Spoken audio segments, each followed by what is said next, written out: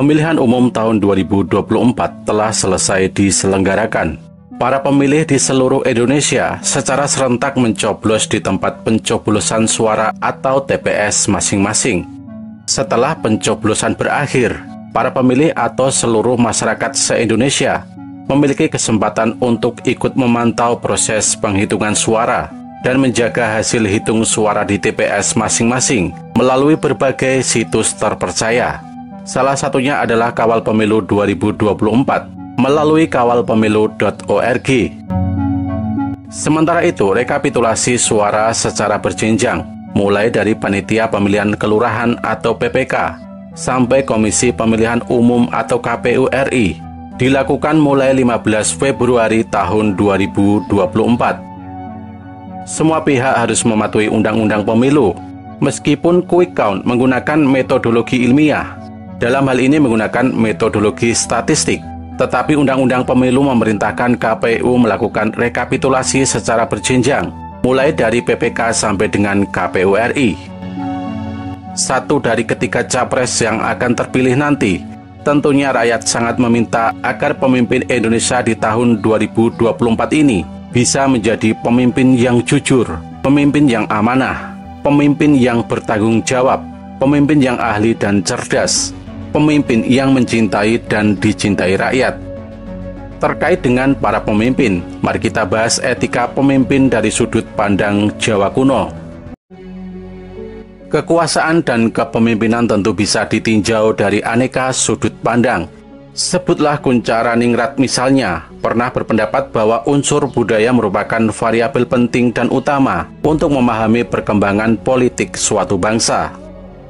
Pasalnya, budaya politik suatu bangsa atau masyarakat tidak bisa dipisahkan atau setidaknya dipengaruhi oleh nilai-nilai yang ada dalam masyarakat atau bangsa tersebut. Artinya, bukan saja budaya seringkali membentuk perilaku politik masyarakatnya, melainkan turut menentukan warna corak warna kepemimpinan yang ada. Kepemimpinan butuh pemahaman budaya masyarakat yang dipimpinnya ketika berhadapan dengan perkembangan politik. Namun kasana budaya juga sering memberi inspirasi dalam proses kepemimpinan. Bicara kepemimpinan Jawa selalu menarik. Pasalnya di sana bakal ditemui banyak selubung mitos dan sistem simbolik. Selain didasarkan pada konsepsi wahyu, sebagai penumpang legitimasi kepemimpinannya juga meyakini adanya hubungan mistis antara raja dan daya-daya kosmis, seperti para leluhur dan juga pusaka-pusaka. Demikianlah pandangan kosmologis Jawa. Ada keyakinan kuat perihal kesejajaran antara makrokosmos jagat gede dan mikrokosmos jagat cilik. Dalam perspektif itu, raja bukan hanya berada di puncak tangga hierarki sosial, raja juga berada di puncak kepemimpinan supranatural. Keyakinan ini tercermin dalam konsepsi Dewa Raja, atau sering disebut dalam bahasa Jawa Ratu Binantara, sebuah konsepsi yang dipengaruhi oleh tradisi Hindu dan berkembang di Asia Tenggara dan Asia Selatan. Merujuk Suratman yang mengutip karya G. Mujianto dalam The Concept of Power is Javanese Culture, konsep Ratu Binantara barulah akan bermakna lengkap jika ditambah kata Gung Binantara Baudenda Nyakrawati, berbudi bawalaksana, ambek adil paramarta. Dua makna pertama berarti raja besar seperti dewa atau Gung Binantara yang memiliki kekuatan atau baudenda, sebagai penguasa dunia atau Nyakrawati. Sedangkan dua makna lainnya ialah perihal bagaimana seorang raja harus melaksanakan kekuasaannya. Raja harus berbudi, yang artinya budi baiknya seolah-olah mengalir karena penuhnya atau luber. Bawalaksana berarti sanggup memegang teguh kata-katanya. Dan ambek adil paramarta berarti mampu bersikap adil serta murah hati. Raja dalam konsepsi Gung Binantara Baudenda Nyakrawati, berbudi bawalaksana, ambek adil paramarta, dipersepsikan sebagai perwujudan individu yang mampu menghimpun dan mengorganisir daya-daya kosmis sebagai kekuatan supranatural atau kasekten. Dengan begitu, raja dipersepsikan mengemban fungsi sebagai penghubung antara dunia kedewaan dan manusia. atau bahkan dikultuskan sebagai titisan dewa itu sendiri. Kitab Pararaton mencatat Raja Kerajaan Singosari ini dicandikan sebagai manifestasi Siwa. Atau contoh lainnya, Raja Sanegara. Kitab Negara Kretagama mencatat raja terbesar dari Kerajaan Majapahit ini sebagai perwujudan Batara Girinata. Sementara dari era yang lebih muda, yaitu Kerajaan Mataram Islam, Kitab Babad Tanah Jawa mendalilkan Raja-Raja Mataram memiliki garis genealogi dari nabi-nabi Islam maupun dewa dan tokoh pewayangan dari India. Kesanggupan raja mengharmoniskan keseluruhan tatanan sosial dan sekaligus daya-daya kosmis alam semesta ialah kata kunci dari keberhasilan kepemimpinannya untuk menghasilkan kemakmuran dan kesejahteraan.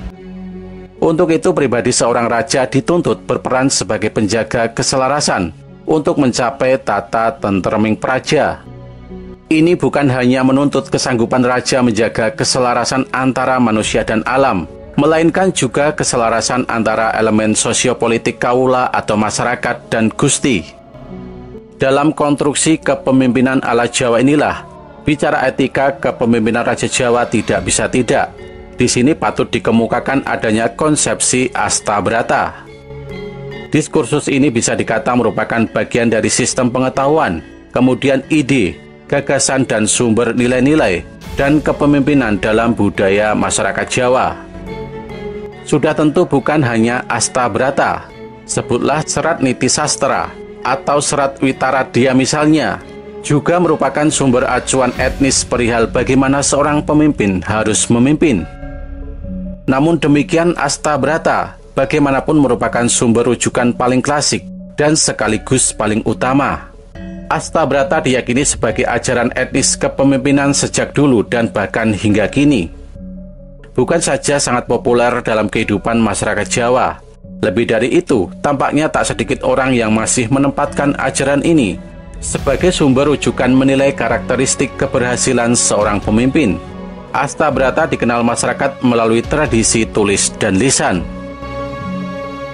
Merujuk Nur Fatih Abidin dan kawan-kawan pada tahun 2016 dalam artikel Dari Keselarasan Menuju Kekuasaan, Jelajah Genealogi Astabrata dalam Masyarakat Jawa mencatat, terminologi Astabrata tidak pernah ditemukan dalam narasi kontemporer India ataupun Asia Tenggara.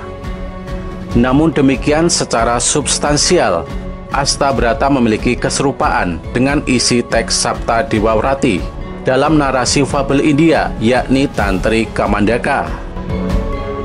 Bicara pesan moral dalam Astabrata maupun Sapta Dewawrati berisi nasihat agar raja mengikuti dan menyamakan tugas dan perilaku kepemimpinannya sesuai dengan sifat-sifat dewa-dewa Lokapala.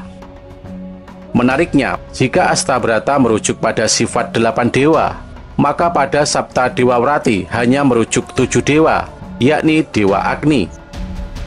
Merujuk Pardi Suratno tahun 2006 dalam karyanya Sang Pemimpin Menurut Astabrata, Pulang Reh Tripama Dasadharma Raja.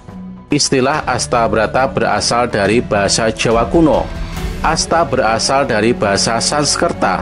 Asta berarti 8. Kata asta juga berarti membawa atau memegang. Dari kata asta bisa dibentuk menjadi ngasta, artinya memegang.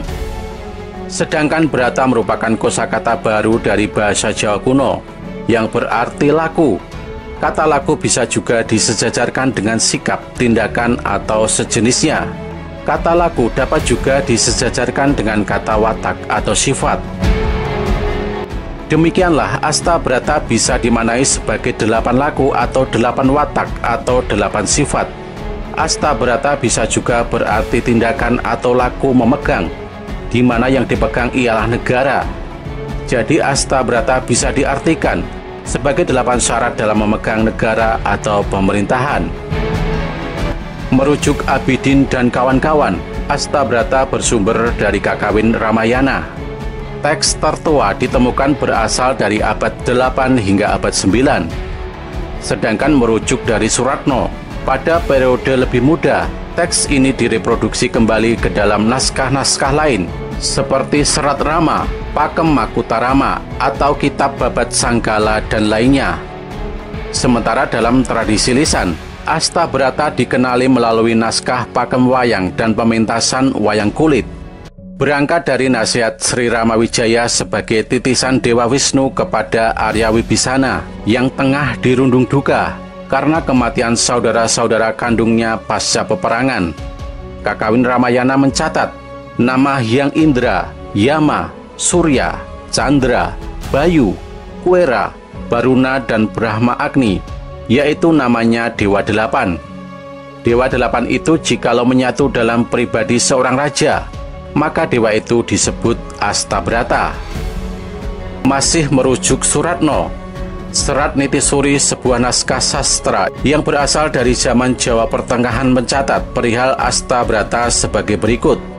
Salwir bawane kang sinungwadi, ing nayamung jagat jaga-jaga, Arjuning ratsa istine, Astagina ginelung, kang ginulung gulang ing pangling, reh sang Ramawijaya, wijiling pawuwus, warah ring sang Wibisana, sananing Astaguna guniteng sari, sareh ning Astabrata.